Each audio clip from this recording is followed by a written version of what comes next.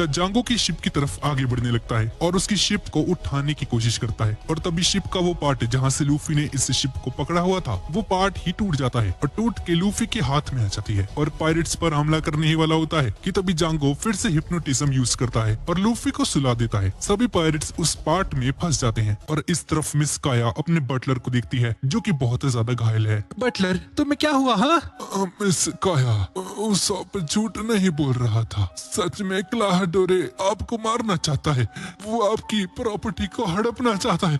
आप यहाँ से जल्द भाग जाइए। और इस तरफ जांगो देखता है कि उसके सभी के सभी पायरेट्स धराशायी हो चुके हैं और अपने दो स्पेशल वेपन्स को बुलाता है, मियाओ ब्रदर्स को। और ये दो बिल्ली जैसे दिखने वाले आदमी होते हैं। जाओ और इस जोरो को हरा दो, इसे जान से मार डालो। और ये दोनों भाई जोरो पर हमला कर देते हैं। जोरो से उसकी स्वॉर्ड्स को छीन लेते हैं और बिना स्वॉर्ड्स के जोरो इनसे नहीं लड़ पाता और बहुत ज्यादा घायल हो जाता है। और जोरो को ऐसे पिटता हुआ देखकर नामी थोड़ी हिम्मत करके उसकी स्वॉर्ड्स को उठाने की कोशिश करती है ताकि उन्हें जोरो को दे सके। पर इससे पहले कि नामी उन स्वॉर्ड्स को उठा पाती, जांगो यहाँ पर आकर नामी को बुरी तरीके से घायल कर देता है। तभी क्लाहडोरे भी यहाँ पर पहुंच जाता है। आखिर तुम्हारी दिक्कत क्या है? हाँ, तुम्हें इतना समय क्यों लग रहा है? तुमसे ये छोटे छोटे बच्चे नहीं संभाले जाते? हाँ, अगर तुमने और समय बर्बाद किया तो मैं तुम सभी को मार डालूंगा। क्लाहडोरे की इस धमकी को सुनकर मियाओ ब्रदर्स क्लाहडोरे से कहते हैं, मास्टर आप पिछले 5 सालों से बटलर का काम कर रहे थे ना? वही हम पिछले 5 सालों से समुद्र में रहकर लड़ाइयाँ कर रहे थे। अब इस हिसाब से हमारे पास आपसे ज्यादा शक्तियाँ हैं तो हमें आपसे डरने की कोई जरूरत नहीं है।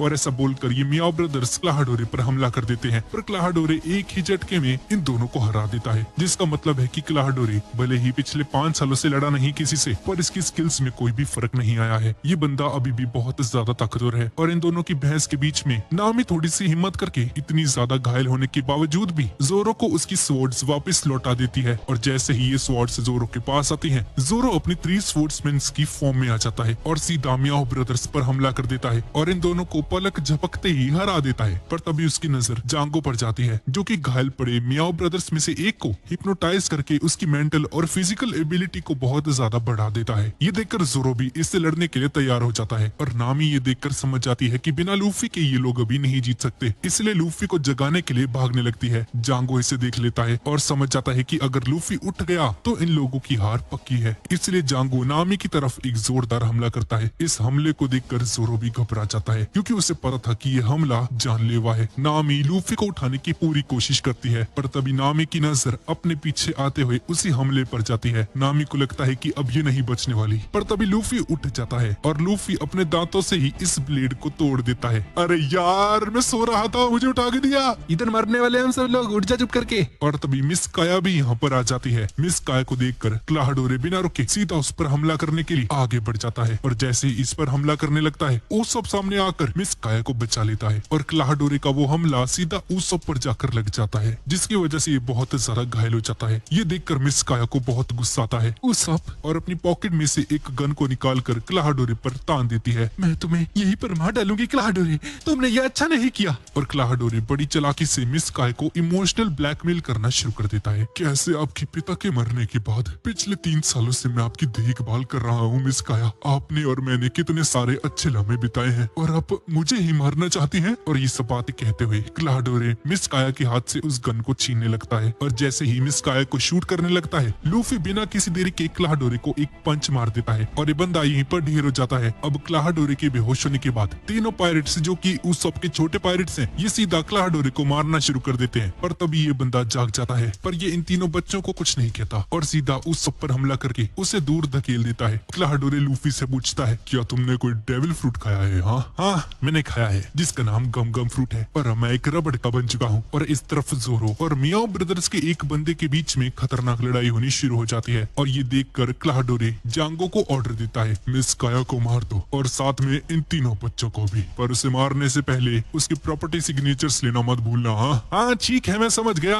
और जांगो मिस काया और इन तीनों बच्चों को अपने स्पिनर रोलिंग, जिसका यूज करके ये लोगों को हिप्नोटाइज करता है, उससे हमला करता है। पर इससे पहले कि हमला करता, वो सब उसे पीछे से गुलेल से मारता है, जिसकी वजह से इन तीनों बच्चों और मिस काया को जंगल में भागने का समय मिल जाता है। और इस तरफ जोरो ने भी उस मियाओ ब्रदर को हरा दिया है और उस सब को पकड़कर जंगल की तरफ जाने लगता है। पर क्लाहडोरे इसे रोकने की कोशिश करता है, पर सही समय पर लूफी इस पर हमला कर देता है और जोरो और उस सब मिस काया और उन तीनों बच्चों को बचाने के लिए जंगल की तरफ आगे बढ़ जाते हैं। हैं और लूफी और क्लाहडोरे के बीच में फाइट होनी शुरू हो जाती है। और हम देखते हैं कि क्लाहडोरे लूफी को बहुत कड़ी टक्कर दे रहा होता है, पर लूफी भी हार नहीं मानता है और इसके साथ डट कर फाइट करता है। और इस तरफ हम स्काया और इन तीनों बच्चों को भागते हुए देखते हैं और जांगो इनके पीछे पूरे जंगल के पेड़ को काटते हुए आगे बढ़ रहा होता है। इसका मकसद इन सभी को मारना है और पीछे से जोरो और उसोप भी आ रहे होते हैं और इस तरफ ये चारों एक जगह पर आकर छुप जाते हैं। तुम तीनों यहाँ से भाग जाओ, वरना मेरी वजह से तुम लोग भी मारे जाओगे। नहीं, हम नहीं जाएंगे। हम बहादुर पायरेट्स हैं, हम कायर नहीं हैं। हम आपको बचाएंगे मिस काया। और इस तरफ लूफी क्लाहडोरे की बहुत बुरी हालत कर देता है। सच बोलूं तो मुझे नहीं लगा था एक छोटा सा बच्चा इतना ज्यादा ताकतवर हो सकता है। चलो कोई बात नहीं, मैं तुम्हें भी मार दूंगा और तुम्हें मारने के बाद मैं इस क्रू को भी मार दूंगा और उस नासमझ ज़ैंगो को भी। तुम सबके मारे जाने के बाद मेरा ये राज हमेशा राज ही रहेगा कि मैं क्लाहडोरे नहीं पायरेट कूरो हूँ। यार तुम कितने बकवास कैप्टन हो ना, तुमसे अच्छा तो वो उसोप है। और लूफी के मुंह से अपना कंपैरिजन उसोप से होता हुआ देखकर कैप्टन कूरो को बहुत ज्यादा गुस्सा आ जाता है। आखिर वो नासमझ मुझसे ज्यादा ताकतवर कैसे हो सकता है? हाँ देखो, मुझे उसोप की पावर के बारे में नहीं पता, पर मुझे इतना जरूर पता है कि उसकी लीडरशिप तुमसे तो बहुत ज्यादा बेहतर है। तुमने पिछले 5 सालों से अपने क्रू को ऐसे ही मरने के लिए छोड़ दिया। क्लाहडोरे को एक जोरदार पंच मारता है और उसे चट्टान के अंदर भरीच देता है और जैसे ही ये बाहर निकलता है तो ये बंदा अपनी अब तक की सबसे ज्यादा खतरनाक टेक्निक का यूज करता है। इस टेक्निक का यूज होता हुआ देखकर इसके क्रू मेंबर्स भी बहुत ज्यादा परेशान हो जाते हैं। अरे ये क्या हो रहा है? एक बच्चे के लिए इतना खतरनाक हमला, इससे तो ये पूरी जगह तबाह हो जाएगी। और उस टेक्निक का यूज करके कैप्टन कूरो हवा की तेजी से इन सभी पर हमला कर पाता है। सभी पायरेट्स घायल हो जाते हैं और ये बंदा लूफी पर भी हमले करता जा रहा था। लूफी कंसंट्रेट करता है और कैप्टन कूरो की तेजी को समझने लगता है कि आखिर ये किस तेजी से इधर से उधर जा रहा है और सही समय का वेट करके कैप्टन कूरो को पकड़ लेता है और उसे पकड़कर उठाकर नीचे फेंक देता है। और कैप्टन कूरो जैसे तैसे उठ के लूफी से कहता है, तुमने मेरी टेक्निक को पूरा नहीं होने दिया, जिसकी वजह से मेरे क्रूमेट्स पूरे तरीके से नहीं मर पाए। उनके शरीर पर जो घाव हैं, उन पर जैसे जैसे हवा लग रही है वो बहुत ज्यादा तड़प रहे हैं। तुम बहुत ज्यादा निर्दयी हो लूफी। चलो तुम चिंता मत करो, तुम्हें ये सब कुछ ज्यादा देर नहीं देखना होगा, क्योंकि मैं तुम्हें इससे ज्यादा बदतर मौत देने वाला हूँ, पर इतनी आसानी से नहीं, तड़पा तड़पा कर। और इस तरफ जांगो ने उन तीनों बच्चों को ढूंढ लिया है और एक बच्चे को गले से पकड़कर उसे इंटेरोगेट करते हुए मिस काया के बारे में पूछने लगता है। और इस बच्चे को ऐसे तड़पता हुआ देखकर मिस काया ज्यादा देर तक नहीं छुपी रह सकती और जांगो के सामने आ जाती है। इन्हें छोड़ दो। हाँ ठीक है, मैं अपनी सारी प्रॉपर्टी क्लाहडोरे के नाम कर दूंगी और उसके बाद तुम मुझे मार भी सकते हो, बस उन बच्चों को छोड़ दो। और मिस काया के ऐसा कहने के बाद जांगो उन बच्चों को छोड़ देता है और जांगो मिस काया से सारे के सारे प्रॉपर्टी पेपर्स पर साइन करवा लेता है। और साइन होते ही मिस काया का गला पकड़ लेता है, उसे मारने की कोशिश करने लगता है, पर तभी जोरो यहाँ पर पहुंच जाता है। उसे छोड़ दो, लगता है तुम्हारा दोस्त यहाँ पर आ चुका है, मुझे ये सब जल्दी खत्म करना होगा। और उसोप एक गुलेल का यूज करके जांगो के ऊपर एक हमला करता है और मिस काया को बचा लेता है। और इस तरफ कूरो और लूफी अभी तक लड़ रहे हैं। लूफी इसके सिर के ऊपर एक जोरदार हमला करता है और कूरो वहीं पर धराशायी हो जाता है। और इस तरफ टाउन के अंदर सभी विलेजर्स उसोप के आने का इंतजार कर रहे थे। पूरे 2 दिन हो चुके थे, लेकिन उसोप अभी तक नहीं आया था टाउन में। उसके बिना लोगों को बिल्कुल भी अच्छा नहीं लगता है, जिससे कि हमें पता चलता है कि टाउन के लोग उसोप से नफरत नहीं करते हैं। और इस तरफ उसोप इन सभी का शुक्रिया अदा करता है इस टाउन को बचाने के लिए। अगर तुम सब नहीं होते तो आज ये पूरा टाउन तबाह हो जाता, तुम्हारा बहुत बहुत शुक्रिया। और उसोप इन तीनों बच्चों का भी शुक्रिया अदा करता है। और एक फ्लैशबैक को दिखते हैं जब उसोप पहली बार इन तीनों बच्चों से मिला था, कैसे इन लोगों ने एक दूसरे के साथ दोस्ती की थी। और उन सभी लम्हों को याद करते हुए, तो अब मेरे जाने का समय आ चुका है। मैं लूफी, नामी और जोरो के साथ एक सफर पर जाना चाहता हूँ और अपने पिता की तरह एक पायरेट बनना चाहता हूँ। उसोप की यहाँ से जाने की खबर सुनते ही ये तीनों बच्चे रोना शुरू कर देते हैं और उसोप इन तीनों को रोता हुआ देखकर खुद भी रोना शुरू कर देता है। और इस तरफ एक रेस्टोरेंट में मिस काया इन तीनों से मिलने आती है। आप सभी ने मेरे लिए इतना कुछ किया, इस एहसान के बदले मैं आपकी थोड़ी सी हेल्प करना चाहती हूँ, इसलिए मैंने आप सभी के लिए एक प्रेजेंट तैयार करवाया है। मुझे उम्मीद है आपको वो पसंद आएगा। और इस तरफ उसोप एक बहुत बड़ा सा बैग पैक करके घर से बाहर निकलने की कोशिश कर रहा होता है, पर ये बैग इतना सारा बड़ा था कि ये बंदा दरवाजे के अंदर ही फंस जाता है। और दूसरी तरफ हम देखते हैं कि मिस काया ने इन तीनों को एक पूरी की पूरी शिप ही प्रेजेंट के तौर पर दे दी है। ये देखकर ये तीनों बहुत ज्यादा खुश हो जाते हैं। ये शिप फॉरेन में बनाई गई है और ये किसी भी तरह की लहर को सहन कर सकती है। ये शिप मिस काया ने स्पेशली आप सभी के लिए डिजाइन करवाई है। और इस शिप के अंदर मैंने आप सभी के लिए खाना, कपड़े, पानी वगैरह सब कुछ, सारी सुविधाओं की उपलब्धि करवाई है, ताकि आपको सफर में किसी भी तरह की कोई दिक्कत ना आए। और तभी उसोप भी लुढ़कते लुढ़कते यहाँ पर आ जाता है और लूफी और जोरो इसे रोक लेते हैं। इसके बाद मिस काया और उसोप अकेले में कुछ बात बात करते हैं। हम बहुत ही जल्द फिर से मिलेंगे मिस काया। सफर से वापस आने के बाद मैं आपको इस बार असली की कहानियां सुनाऊंगा। हाँ उसॉप, तुम्हारा शुक्रिया। और इसके बाद ये सभी लोग अपने नए सफर के लिए निकल पड़ते हैं और वो तीनों बच्चे भी इन सभी को जाते हुए देखते हैं। और उस सब की याद में ये बच्चे आखिरी बार पूरे टाउन में चिल्लाना शुरू कर देते हैं कि पायरेट्स आ गए हैं, बिल्कुल जैसे उसॉप करता है। और काया भी डिसाइड करती है कि एक डॉक्टर बनेगी। अब हमारे हीरोज के पास एक नई शिप आ चुकी है और साथ ही में एक नया क्रू मेंबर जिसका नाम है उसॉप। और लूफी अपना एक फ्लैग डिजाइन कर लेता है। हमारे पास सब 4 लोग हैं तो हमें इसकी जरूरत पड़ेगी। ये कैसा मार्क है भाई? एक पायरेट का फ्लैग डर को दर्शाता है और मुझे तुम्हारे टैलेंट से डर लग रहा है ओ लूफी। कर दी ना छोटी बात। हाँ, इसके बारे में मुझे बताना चाहिए था। मैं पिछले 50 सालों से इस काम को कर रहा हूँ। 50 साल? तो फिर तो तुम एक बूढ़े आदमी होने चाहिए थे भाई। झूठ बोल रहा है तू, है शर्म नहीं आती तुझे? उसॉप एक डिजाइन तैयार करता है पर ये किसी को भी पसंद नहीं आता और ये सभी लूफी का ही फ्लैग डिसाइड कर लेते हैं और इस शिप का नाम रखा जाता है गोइंग मैरी। अब इसके बाद हम देखते हैं कि सामने से एक तूफान आ रहा होता है और नामी को लगता है कि ये वही आइलैंड है जो कि फेमस है एक ट्रेजर के लिए। जो भी इस आइलैंड के पास जाता है उसे भगवान का प्रकोप सहन करना पड़ता है। ये सभी लोग उस आइलैंड पर पहुंच जाते हैं। ये आइलैंड बहुत ज्यादा डरावना होता है और यहाँ पर इंसानों को खाने वाले जंगली प्लांट्स वगैरह भी होते हैं। एक बार की बात है, इस आइलैंड पर कुछ पायरेट्स आ गए थे और जब वो सभी लोग रात में सो रहे थे तो सभी लोग एक जानवर में बदलने लगे। और तभी हम देखते हैं कि झाड़ियों के अंदर से इन्हें कुछ आंखें घूर रही होती हैं पर जोरो को कोई डर नहीं था और ये आराम से सो रहा होता है। और तभी लूफी के सामने एक सांप आ जाता है जिसका चेहरा खरगोश की जैसा था और तभी उसॉप को कोई चीज टच करती है। अरे यार लूफी, मुझे चाट क्यों रहे हो? और तभी हम देखते हैं कि यहाँ पर एक डॉगी होता है जिसकी शक्ल किसी चिकन की तरह थी। ये देखकर ये दोनों डर जाते हैं और पीछे और भी जानवर होते हैं। और तभी ऊपर से आवाज आती है, भाग जाओ यहाँ से, इस आइलैंड को छोड़ दो। ये आवाज कहाँ से आ रही है? मैं यहाँ का भगवान हूँ, अगर तुम्हें अपनी जान प्यारी है तो यहाँ से भाग जाओ। यार ये कितना अजीब है ना? तुमने अजीब किसे कहा?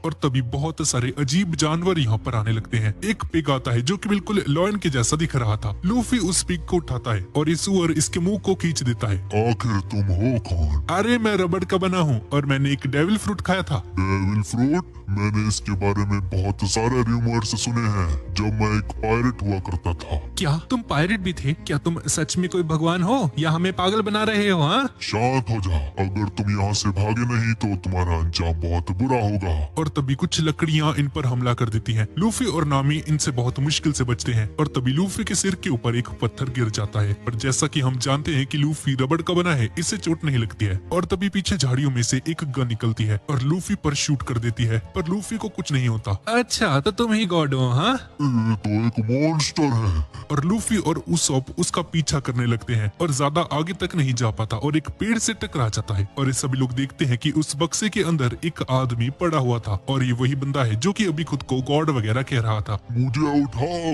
अरे मुझे उठाओ भाई। ये दोनों उसे उठाते हैं। मैं इस बार तुम्हें छोड़ रहा हूँ। और यहाँ से भागने लगता है लेकिन लूफी इसका गला पकड़ लेता है। भाग कर रहे हो? हाँ, इधर आओ। और उसे अपनी तरफ खींच लेता है पर खींचते खींचते लूफी इसके साथ ही पहाड़ी से नीचे गिर जाता है। पर लूफी किसी तरह से इसे बचा लेता है पहाड़ी से गिरने से और दोबारा स्ट्रेच होकर ऊपर की तरफ चले जाते हैं। नामी इस बंदे का इलाज करती है, इसे पट्टी वट्टी लगाती है। मैं इस बॉक्स से बाहर नहीं आ पा रहा। मैं 20 साल से इस आइलैंड पर हूँ। पर उस सबको इसकी बातों से घंटा फर्क नहीं पड़ता और चाय पीने लगता है। सही है भैया बंदा, क्या तुम 20 सालों से यहाँ पर थे? हाँ, जैसा कि तुम देख सकते हो मेरी दाढ़ी मूछें सब कुछ आ चुकी है। मेरी आईब्रोज भी एक दूसरे के साथ टच हो चुकी हैं। और जोरो उठ जाता है। उस सब से उसकी चाय छीनता है और उसे पीने लगता है। और तभी इसकी आंखें खुलती हैं, इसे होश जाता है और देखता है कि अबे ये कौन है भाई? अबे ये कौन है? साले जोरो जब देखो सोता रहता है, ये फंस गया इसमें। जोरो और लूफी इसे बाहर निकालने की कोशिश करते हैं पर ये बंदा नहीं निकल पाता। मैं 20 सालों से इसके अंदर हूँ।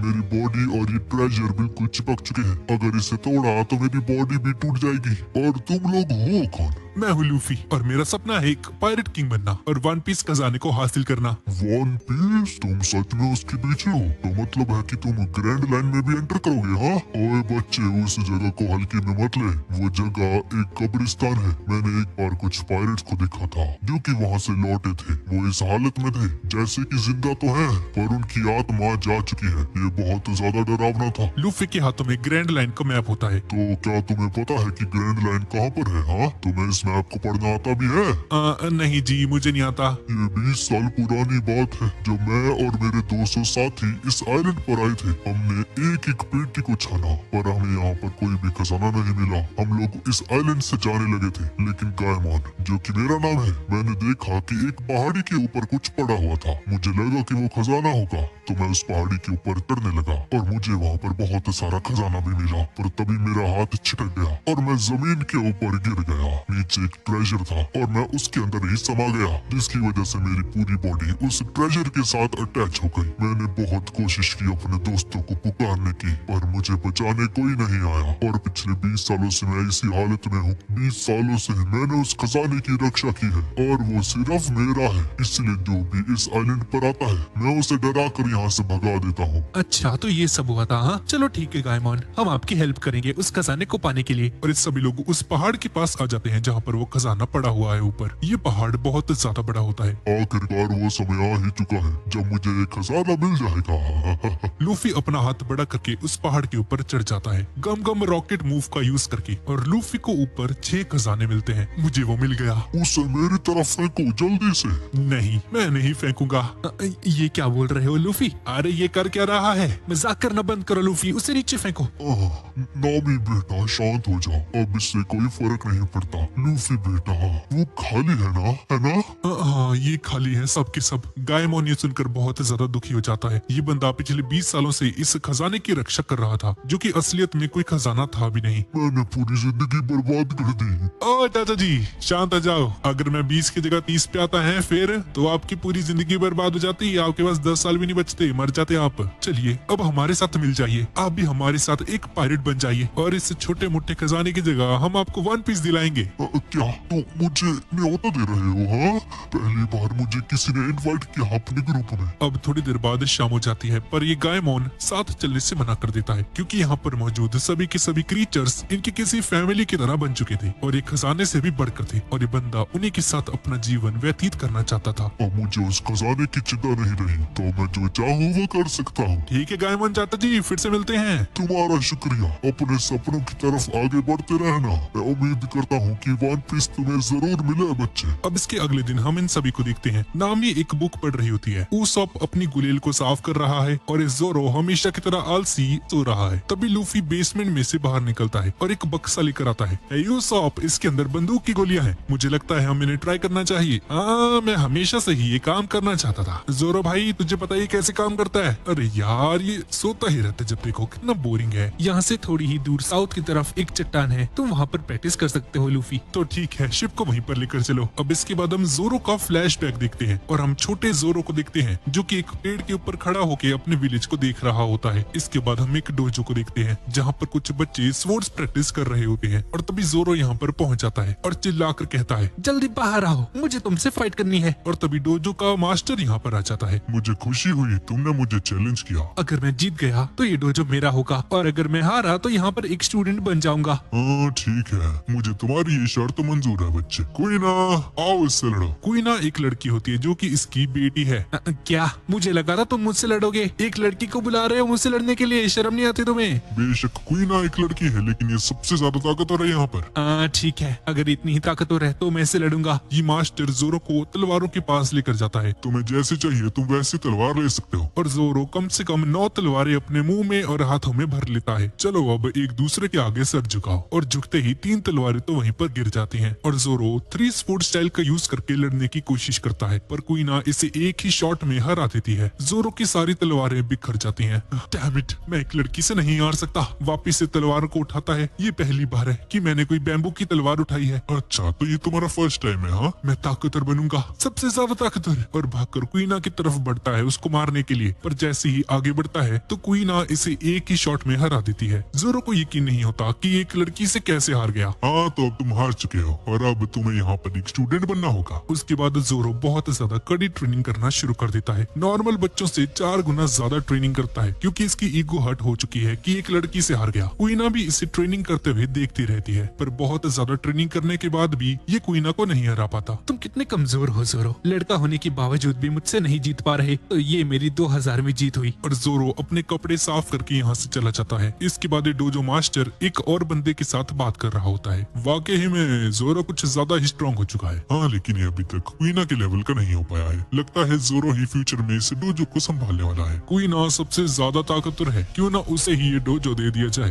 नहीं, क्वीना एक लड़की है, वो ये डोजो नहीं संभाल सकती। क्वीना ये बातें सुन लेती है और एकदम से दरवाजा खोलकर बोलती है, मैंने सब कुछ सुन लिया और अब मैं इस दुनिया के सबसे स्ट्रॉन्गेस्ट स्वर्ड्समैन बनकर ही दिखाऊंगी। नहीं क्वीना, तुम एक लड़की हो, इसलिए तुम एक स्ट्रॉन्गेस्ट स्वर्ड्समैन कभी नहीं बन सकती और ना ही तुम इस डोजो को संभाल सकती हो। ये बातें सुनकर क्वीना चुपचाप यहाँ से चली जाती है और आधी रात को जोरो 2 स्वर्ड्स उठाकर क्वीना को चैलेंज करने के लिए पहुंच जाता है इसके पास। इसके बाद इनकी फाइट शुरू हो जाती है और ये स्वर्ड्स असली होती हैं, जिसकी वजह से इन दोनों को लड़ने में बहुत ज्यादा दिक्कत आती है। पर क्वीना जोरो को फिर से हरा देती है और जोरो रोने लग जाता है कि एक लड़की से कैसे हार रहा है बार बार। तुम लकी हो जो कि एक लड़के पैदा हुए हो। मैं तो धीरे धीरे बड़ी होती जा रही हूँ और एक औरत में बदलती जा रही हूँ और मैं दुनिया की सबसे ताकतवर स्वर्ड्समैन कभी नहीं बन सकती। ये क्या कह रही हो तुम? हाँ, तुम मुझसे ज्यादा ताकतवर हो। तुम पक्का वर्ल्ड की सबसे खतरनाक स्वर्ड्समैन बनकर दिखाओगी और उसके बाद हम दोनों उस टाइटल के लिए लड़ेंगे आपस में। जोरो इसे बहुत ज्यादा मोटिवेट करता है और अगले दिन से क्वीना और भी ज्यादा मेहनत करने लगती है और जोरो भी अपनी ट्रेनिंग का लेवल बढ़ा देता है। एक दिन जोरो ट्रेनिंग कर रहा होता है और 3 बच्चे इसके पास आकर इसे बताते हैं कि क्वीना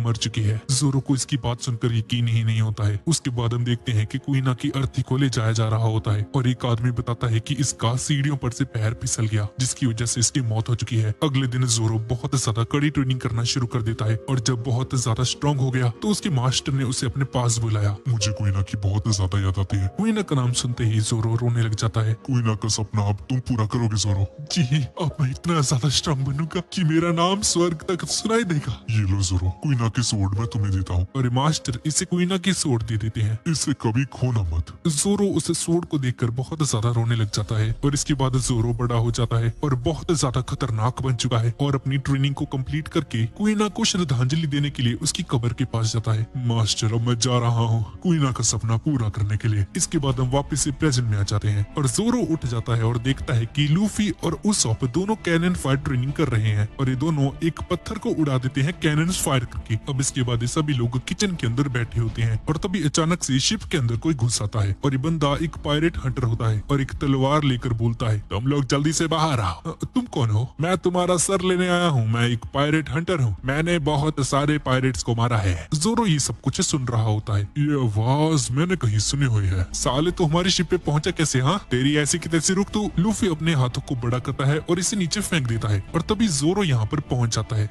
जॉनी, क्या ये तुम हो? बड़े भैया जोरो, आप इधर पायरेट्स की शिप पर क्या कर रहे हो? हाँ, क्या तुम दोनों एक दूसरे को जानते हो? और दूसरी तरफ हम एक कपल को देखते हैं। हम कहाँ जा रहे हैं? हम एक बहुत ही अच्छे रेस्टोरेंट में जा रहे हैं। क्या हम समुद्र के बीच में हैं? हाँ, हम समुद्र के बीच में हैं। और इस तरफ जोरो जॉनी को देखता है। तुम यहाँ पर क्या कर रहे हो? और तुम्हारा साथी कहाँ पर है? हाँ, वो वहाँ पर जख्मी पड़ा है। और जॉनी यूसाको को दिखाता है, इसका पार्टनर, जो कि बहुत ज्यादा जख्मी होता है। ये जब से मेरे साथ इस समुद्र में आया है तब से बीमार है। हम आराम करने के लिए एक पत्थर के पीछे बैठे हुए थे कि तभी वहाँ पर किसी ने किसी कैनन से हमला कर दिया। इसलिए मैं तुम्हारे पास आया मदद मांगने के लिए। हमें माफ करना, दरअसल ये हमारा ही काम है। अब माफी मांगने से कुछ नहीं होगा। अब यूसाको शायद से ही बच पाएगा। ये बहुत ज्यादा जख्मी हो चुका है। ये सुनकर ये दोनों शॉक्ड रह जाते हैं। तभी नामी उसॉप को चेक करती है, इसकी जीभ बाहर निकालती है और लूफी और उसॉप को कुछ फल लेने के लिए बोलती है जो कि एंटीबायोटिक्स का काम करेंगी। ये दोनों इसे फल खिलाते हैं। ये बहुत ही ज्यादा पुरानी बीमारी है, तुम सही टाइम पर आ गई, वरना ये शायद से ही बच पाता। बड़ी बहन नामी,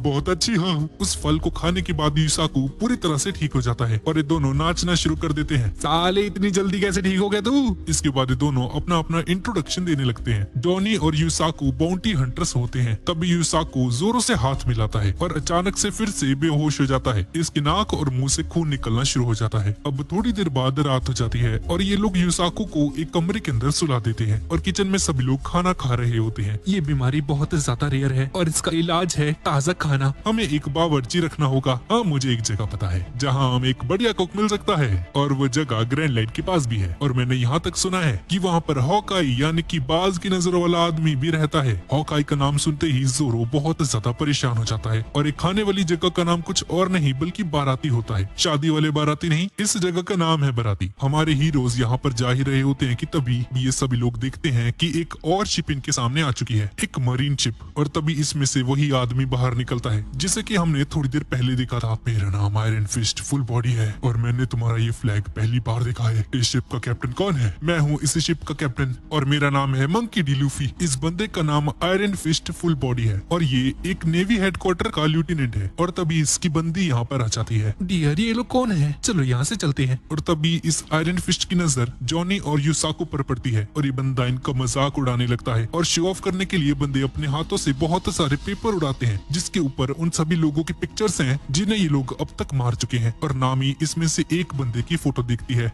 नामी मेरी बड़ी बहना, ये वांटेड पायरेट्स हैं और इन्हें मारकर हमें पैसे मिलते हैं। उस फोटोग्राफ को देखकर नामी का चेहरा उतर जाता है और बहुत ज्यादा गुस्से में आ जाती है। और ये नेवी वाला बंदा अपने सोल्जर्स को ऑर्डर देता है लूफी की शिप को उड़ाने के लिए और इनके ऊपर एक कैनन फायर कर देता है, लेकिन लूफी उसे रोक लेता है और लूफी उड़ते हुए सीधा उस रेस्टोरेंट की छत तोड़ के हेड शेफ की कमरे में एक होल कर देता है, जिसकी वजह से हेड शेफ को भी बहुत ज्यादा चोट लग जाती है। मेरी चिंता मत करो, कस्टमर्स के लिए खाना तैयार करो, उन्हें खाना खिलाना ही हमारा कर्तव्य है। और तभी दो बंदे लूफी को पकड़कर इसे हेड चीफ के रूम में भेज देते हैं। लूफी गिरता पड़ता इसके रूम में जाता है और इससे माफी मांगता है। अरे सर माफ कर दो यार। लूफी देखता है कि उस शेफ की एक टांग ही नहीं है, तो मैं इसे नुकसान के पैसे देने होंगे। पर मेरे पास तो पैसे नहीं है सर। तो फिर तो मैं यहाँ पर काम करना होगा पूरे 1 साल तक।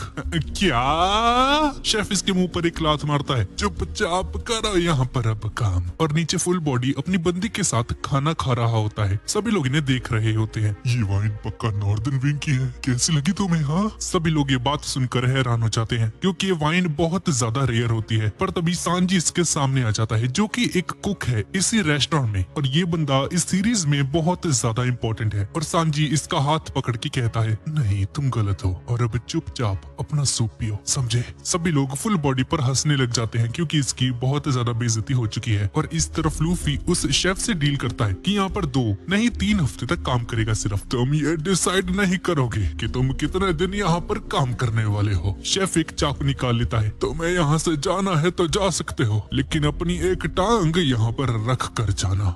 नहीं यार, मैं नहीं दूंगा आपको, माफ कर दो यार। और इस तरफ सभी लोग गोइंग मैरी को लेकर यहाँ पर पहुंच जाते हैं और इस तरफ फुल बॉडी को बहुत ज्यादा इंसल्ट फील हो रही होती है और टेबल के नीचे मौजूद एक कीड़े को मारकर उसे अपने सूप के अंदर डाल देता है। ये देखो, मेरे सूप में एक कीड़ा निकला। लेकिन सांजी फिर से इसकी इंसल्ट कर देता है। मैंने आपको देख लिया था ये करते हुए, ये कीड़ा आप ही ने डाला है ना? और तभी फुल बॉडी टेबल तोड़ देता है और सारा खाना गिरा देता है। सांजी ये देखकर बहुत ज्यादा गुस्से में आ जाता है। क्या तुम्हें पता है इस सूप को बनाने के लिए मुझे कितना समय लगा था? और सांजी इसे पीट कर इसे गले से पकड़ लेता है। अब तुम्हें पता चलेगा एक समुद्री कुक से पंगा लेने का अंजाम क्या होता है। फुल बॉडी की बहुत ज्यादा इंसल्ट हो जाती है। इसके बाद एक कुक सांजी को मरीन कैप्टन से फाइट करते हुए दिखता है। मरीन कैप्टन मतलब कि यही फुल बॉडी। सांजी ये क्या है? हाँ? तुम अपने काम से काम रखो, मेरे काम में दखल मत दो। और ऐसा बोलकर सांजी फुल बॉडी को छोड़ देता है। तुम्हें नहीं पता तुमने किससे पंगा लिया? ये सुनकर सांजी को भी बहुत ज्यादा गुस्सा आ जाता है। इतना ज्यादा गुस्सा आ जाता है कि अगर इसे कोई ना पकड़ता तो ये इस मरीन कैप्टन को यहीं पर मार डालता। ये देखकर ये मरीन कैप्टन भी बहुत ज्यादा डर जाता है और ये सारी फाइट जोरो, नामी और उसॉप दूर से देख रहे होते हैं। और तभी लूफी भी छत तोड़कर यहाँ पर आ जाता है। तुम्हारी वजह से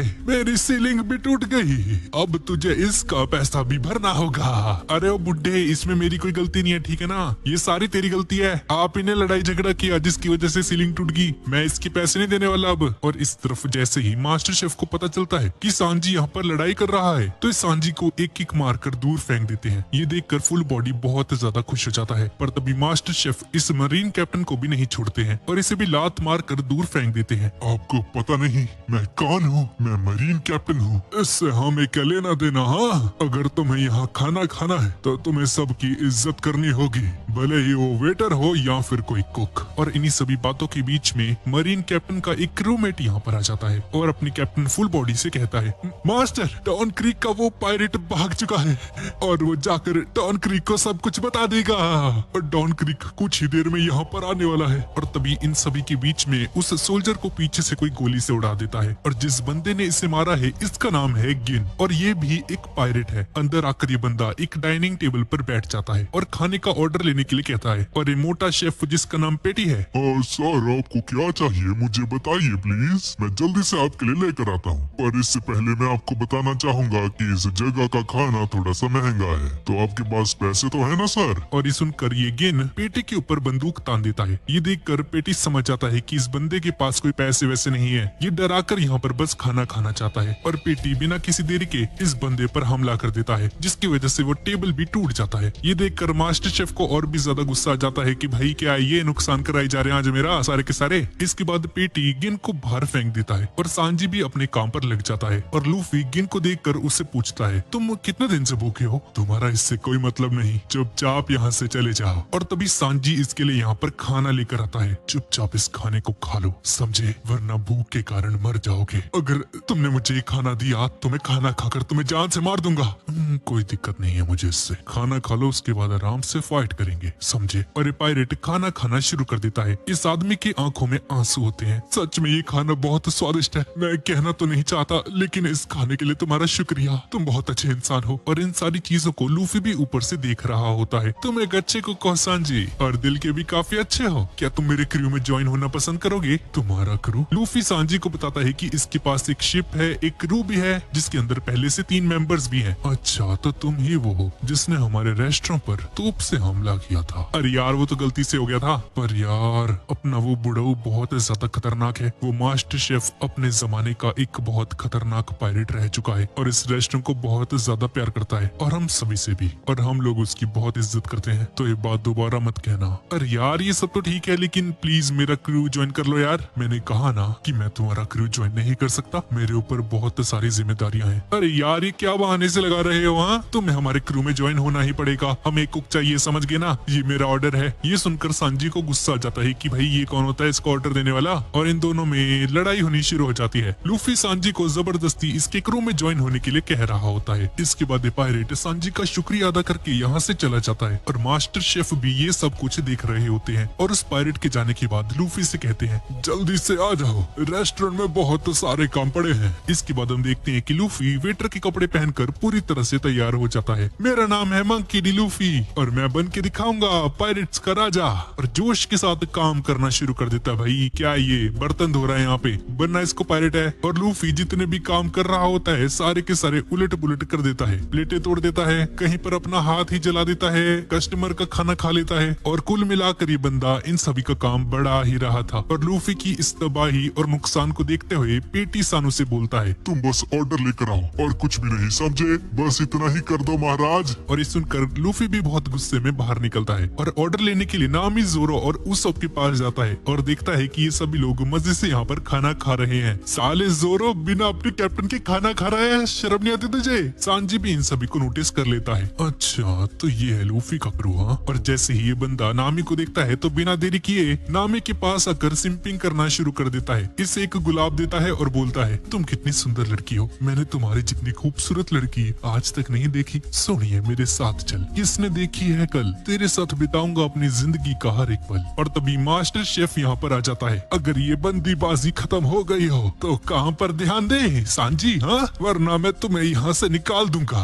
और इस तरफ गिन अपने हेडक्वार्टर में आकर सांजी के बारे में अपने कैप्टन को बताता है कि कैसे एक सांजी नाम के कुक ने उसकी जान बचाई। और ये सुनकर ये पायरेट कहता है, इस पायरेट का नाम है डॉन क्रीग। मुझे भी उस जगह पर लेकर जाओ, मुझे भी उस पायरेट से मिलना है। तुम्हारी वजह से यहाँ पर बहुत सारी लड़ाइयाँ हो रही हैं और तुम्हें कोई मामूली सी डिश बनानी भी नहीं आती है। चुप हो जाओ बूढ़े आदमी, तुम कुछ भी कहो, जब तक मैं जिंदा हूँ यहाँ से नहीं जाने वाला। और चीफ यहाँ से जाने लगता है। भाई अब तो ज्वाइन कर ले मेरा क्रू। साले तुझे समझ नहीं आता? हाँ, मुझे नहीं करना तेरा क्रू ज्वाइन। इसके बाद लूफी वेटर वाला काम कर रहा होता है और रेस्टोरेंट का कचरा बाहर फेंकने जा ही रहा होता है कि तभी उसकी नजर एक बहुत बड़ी शिप पर जाती है जो कि इनकी तरफ ही आ रही है, जिसे देखकर ये हैरान हो जाता है। और इस शिप को देखकर रेस्टोरेंट के अंदर सारे के सारे लोग बहुत ज्यादा घबरा जाते हैं। और उस शिप को देखने के बाद हमें पता चलता है कि ये शिप बहुत ज्यादा बड़ी है, बाराती रेस्टोरेंट से भी 2 गुना ज्यादा बड़ी। और उसे देखकर सभी लोग घबरा जाते हैं। ये शिप किसी और की नहीं बल्कि डॉन क्रीग की है। डॉन क्रीग बहुत गुस्से में रेस्टोरेंट के अंदर आता है, पर बहुत ही ज्यादा कमजोर लग रहा था। गिन भी इसके साथ ही होता है और उसे देखकर सभी लोग घबरा जाते हैं। और तभी डॉन क्रीग एक हेल्पलेस वॉइस में बोलता है, मुझे याद नहीं मैंने आखिरी बार खाना कब खाया था,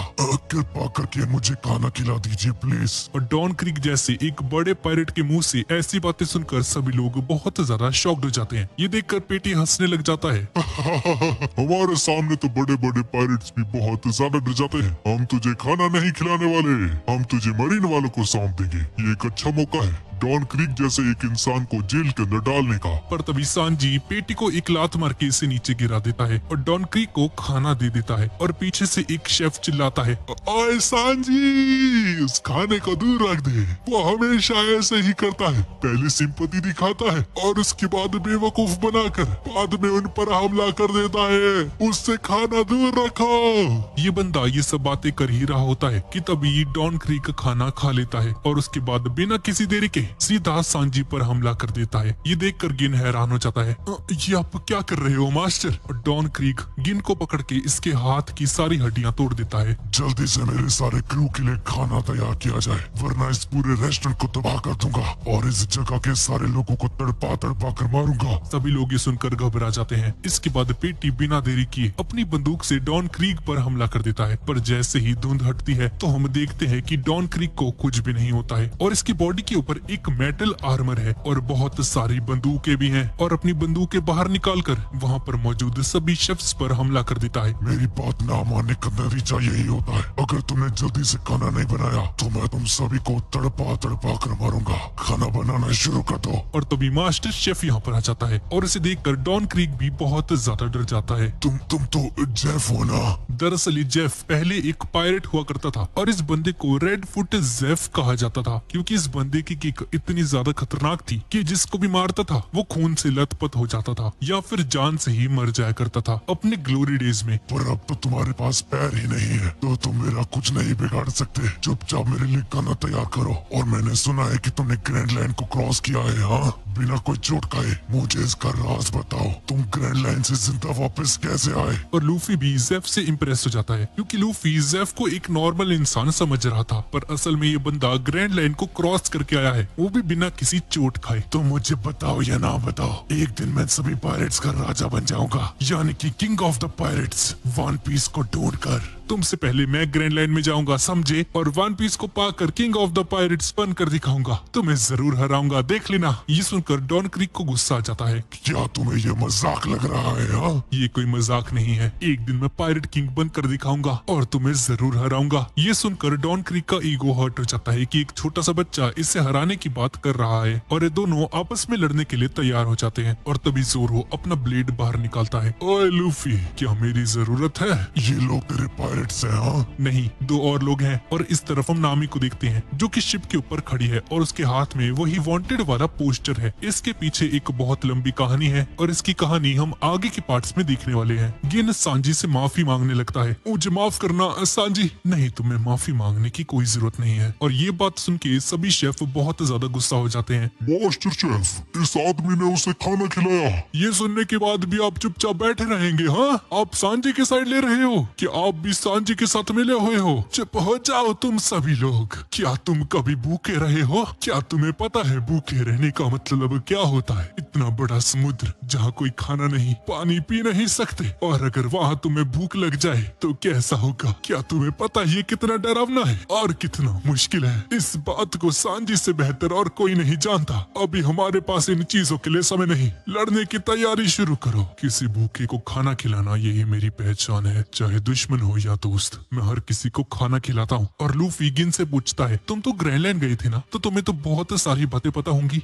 हाँ, हम लोग 50 शिप लेकर वहाँ पर गए थे, पर सामने से जो आदमी आया उसने वो 50 शिप खत्म कर दी। सारी शिप्स एक एक करके डूबती रही और सिर्फ कुछ ही शिप्स वापस आ पाए। ये सुनकर सभी लोगों की फट जाती है कि एक ही बंदे ने 50 शिप्स को हरा दिया। उसकी आंखें बिल्कुल किसी बाज की तरह है। और ये सुनकर जोरो के भी पसीने छूटने लगते हैं। तो ये पक्का हॉकाई होगा। जोरो हॉकाई को ही ढूंढ रहा था इतने सालों से। हमने उस आदमी को कुछ नहीं कहा था, लेकिन फिर भी उसने हमारी सारी शिप को डुबा दिया। अरे यार, कितना इंटरेस्टिंग है। मुझे और भी खतरनाक ओपोनेंट्स मिलने वाले हैं। अबे ओ लूफी, तुझे डर नहीं लगता है? इसके बाद हम बाहर देखते हैं कि हॉकाई यहाँ पर पहुंच चुका है। इसकी आंखें बिल्कुल किसी बाज की तरह है और ये बंदा सीधा डॉन क्रीक की उस शिप पर हमला कर देता है और एक ही हमले से वो पूरी शिप धराशायी हो जाती है। ये देखकर सभी लोग बुरी तरह से घबरा जाते जाते हैं। ये क्या हो गया, ये किसका हमला था? और शेफ समझ जाता है कि ये और कोई नहीं बल्कि हॉकाई है। पर हॉकाई यहाँ पर कर क्या रहा है? जोरो टेंशन में आ जाता है क्योंकि नामी, यूसाकू और जॉनी अभी भी उस शिप के ऊपर थे। और तभी जॉनी और यूसाकू यहाँ पर आ जाते हैं और बताते हैं कि